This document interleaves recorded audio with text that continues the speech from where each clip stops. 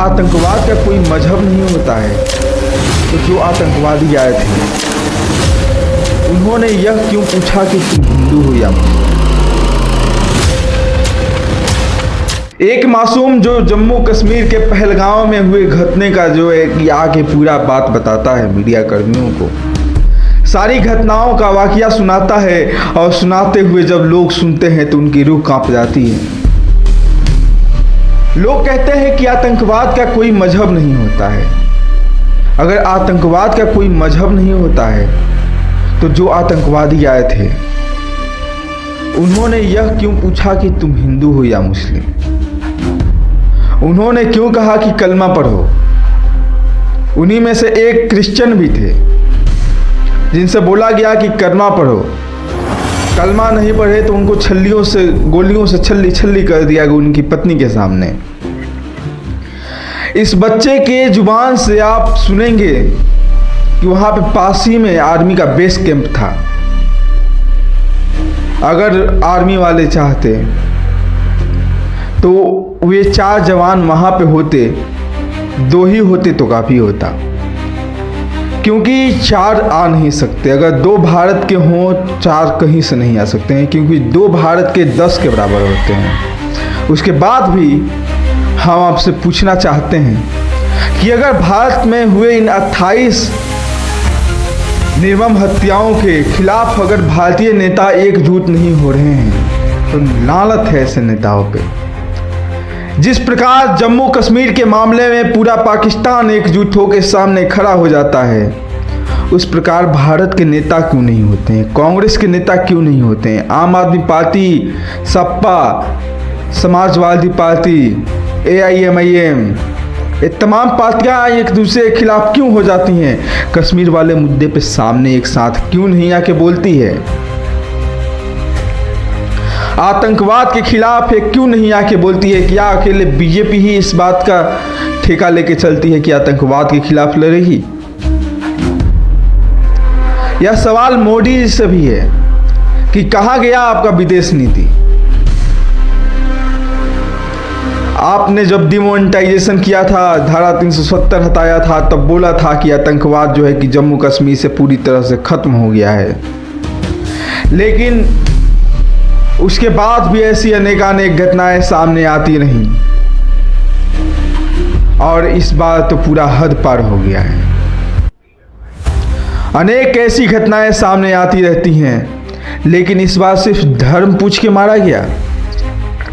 यह बच्चा बता रहा है कि इसके पापा को जो है कि जब गोलियों से छल्ली किया जा रहा था तो उससे पहले पूछा गया क्या आप हिंदू हैं।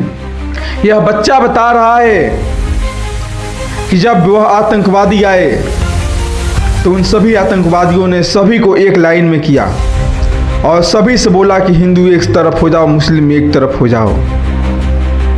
और जब हिंदू एक तरफ हो गए तो उनको एक कतार में बैठा दिया गया। फिर मुस्लिमों से पूछा गया कलमा सुनाओ। जब मुस्लिमों ने कलमा सुनाया तो उनको छोड़ दिया गया, जिन्होंने नहीं सुनाया उनको मार दिया गया। लोग कह रहे हैं कि अगर आतंकवाद का मजहब है तो एक मुस्लिम कैसे मरा। तो हम ये नहीं कह रहे हैं कि तमाम मुस्लिम आतंकवादी होते हैं, लेकिन हर आतंकवादी मुस्लिम होते हैं। जिस मुस्लिम को मारा गया था उसने रोकने की कोशिश की थी, इसलिए उसको गोलियों से छल्ली कर दिया गया। क्या अगर कोई धर्म की रक्षा करता है, क्या अगर कोई मानवता की रक्षा के लिए आवाज़ उठाता है तो उसको इसी तरह मार दिया जाएगा। 28 लोगों में से एक मुस्लिम था। इस बात का ढिंढोरा कांग्रेस, आरजेडी, सपा, ये सभी पार्टियां पीट रही हैं, लेकिन क्या ये वो नहीं जानती हैं कि एक ने रक्षा के लिए आवाज़ उठाया तो उसको मार दिया गया। क्या सिर्फ हिंदुओं के साथ ये अत्याचार हो रहा है।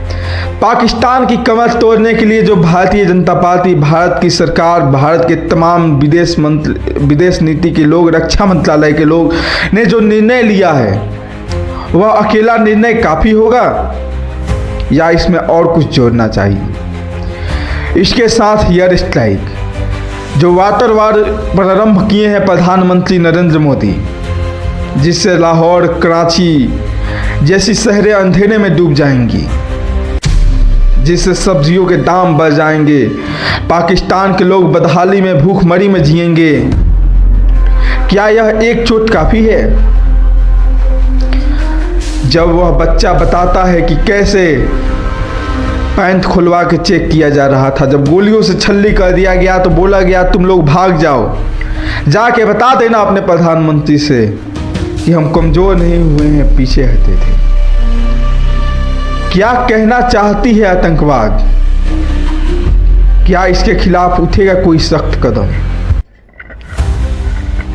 आज भी अगर 28 लाश गिरी है, उसमें राजनीति हो रही है, तो वह एक शर्मनाक बात है। इससे शर्मसार और कुछ हो ही नहीं सकता है कि अगर राजनीति भी लाश पे हो तो फिर बात ही क्या होगी। कहा जाता है कि मजहब का, आतंकवाद का कोई मजहब नहीं होता है। खैर, यह बात सही है कि आतंकवाद का कोई मजहब नहीं होता है, तो फिर आतंकवाद पूछ के क्यों मार रहा है कि तुम हिंदू हो या मुस्लिम? बात यहाँ पे आती है। खैर, कोई बात नहीं, ऐसी जानकारी प्राप्त करने के लिए आप हमसे जुड़े रहिए, हमसे बने रहिए, लेकिन आपको सतर्क होना होगा, आवाज़ उठानी होगी आतंकवाद के खिलाफ। आप जितना पीछे जाइएगा उतने आगे जाके मराइएगा। जम्मू कश्मीर में जो लोग गए थे पहले हमले के पहले, वो लोग भी सोच रहे होंगे कि यहाँ पे हम भी हो सकते थे। जो लोग जाएंगे वो भी सोच रहे हैं कि यहाँ पे हम भी हो सकते हैं। और जो गए सो गए। आप कमेंट करके ज़रूर बताइएगा कैसा लगा यह वीडियो, क्या है सच्चाई। तब तक के लिए बने रहिए आप हमारे साथ।